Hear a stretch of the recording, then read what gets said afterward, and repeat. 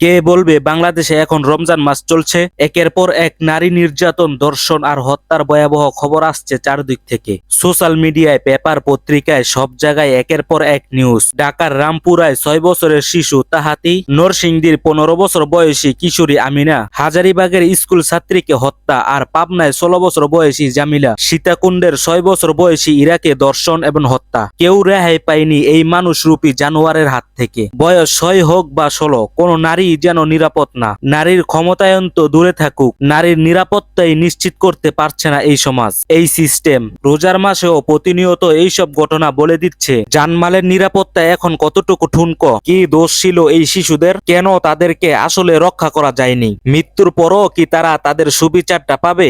অনেক অনেক প্রশ্ন।